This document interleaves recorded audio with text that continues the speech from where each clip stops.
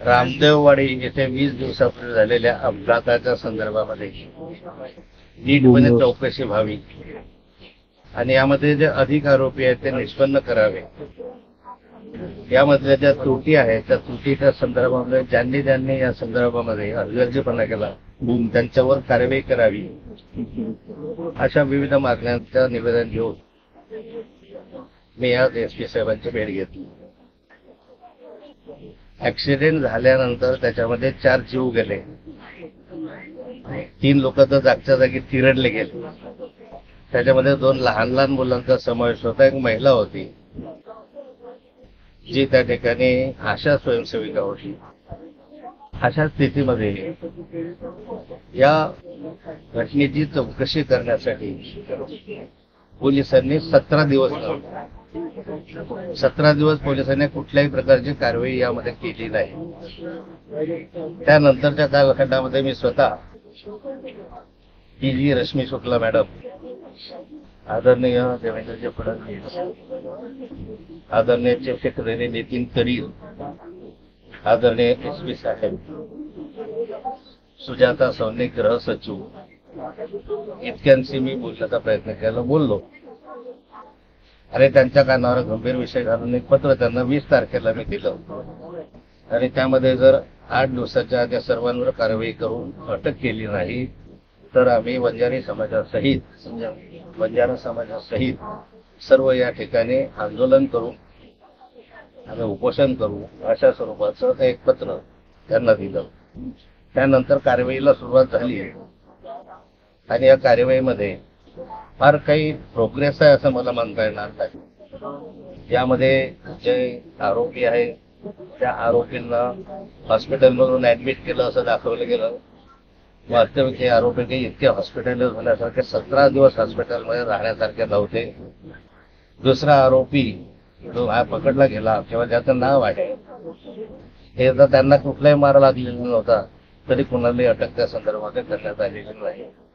एकंदरीत पाहिलं तर हे पोलीस राजकीय दबावाखाली हे प्रकरण दडपत आहे की काय, अशी स्थिती आहे.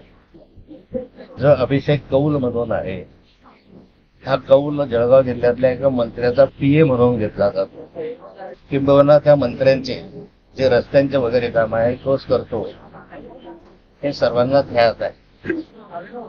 दुसरा जो व्यक्ती आहे तो एका फार मोठ्या बिल्डरचा मुलगा आहे आणि बिल्डरचा मुलगा असून त्याचेही संबंध एका मंत्र्याबरोबर ताट आहे. आता जिल्ह्यामध्ये असले की एक माझ्याशी संबंध असतात, इतरांचे असतात.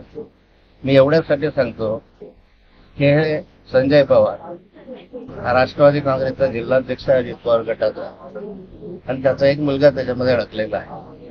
म्हणजे सगळे वरिष्ठ इतके उच्चस्तरीय राजकारणी आहेत की या राजकारण्याच्या दबावामुळे पोलिसांनी 17 दिवस या ठिकाणी कारवाई केली नाही. यामध्ये जे ब्लड सॅम्पल घ्यायचं आहे ते ब्लड सॅम्पल तातडीने घ्यायच्याऐवजी त्यांनी इथून पारोळ्याला गेले आणि पारोळ्याला त्या ठिकाणी ब्लड सॅम्पल घेतलं आणि या घटना घेत असताना त्याचा 6 तासाचा वेळ गेला. त्यांनी अंमली पदार्थाचं सेवन केलं हा त्यांच्यावर प्रमुख आरोप आहे. नार्कोटिक्स संदर्भात याच्यावर गुन्हे पण दाखल झाले आहेत.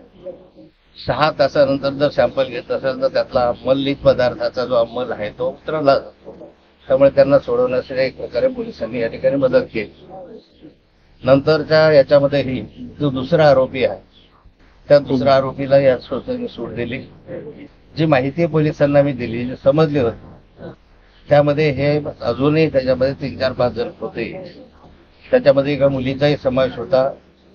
अशा स्वरूपाची माहिती एका जबाबदार नेत्याने दिली. मी एसपी साहेबांचं त्यांच्याशी बोलणं करून दिलं आणि त्यामधून त्यांना मी विनंती केली की या सर्वांचे सीरियल तपासा. त्यावेळेस फोन कोणाकोणाचे आले, कुणाला आले आणि एसपी साहेबांना ही विनंती केली की तुमच्याही कडे कुणाकोणाचे मोबाईलवर फोन आले तपासलं पाहिजे, कारण एखाद्या वेळेस तुम्हाला कुणीतरी मंत्र्यांचे फोन येण्याची शक्यता नाकारता येत नाही. एकंदर हे सर्व प्रकरण जे आहे ते संशयाच्या घेरात आहे.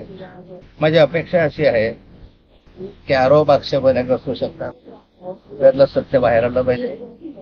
एक गोरगरीब माणसाची मुलं या ठिकाणी चिरडले गेले आणि त्या संदर्भामध्ये पोलीस या ठिकाणी कोर्टामध्ये म्हणावी तशी बाजू लावून धरत नाहीये. त्यांना या ठिकाणी पोलीस कस्टडी मिळाली. दुर्दैवाने पुण्याच्या घटनेमध्ये जे प्रकार म्हणजे पुण्याच्या घटनेची जेवढी गंभीरतेनं नोंद सरकार घेत आहे त्याच्याही पेक्षा मोठी ही घटना आहे, लहान लहान मुलांना चिरडल्याची आहे. पण सरकारने या ठिकाणी अजूनपर्यंत हे गंभीरतेने घेतलेलं नाही. सरकारने या प्रकरणाकडे गंभीरतेनं लक्ष द्यावं. या प्रकारामध्ये ज्या अधिकाऱ्यांनी हलगर्जी केली त्या हलगर्जी केलेल्या अधिकाऱ्यांची चौकशी करावी आणि त्यांच्या विरुद्ध कारवाई करावी अशी आमची मागणी आहे. हो, या प्रकरणामध्ये 20 दिवस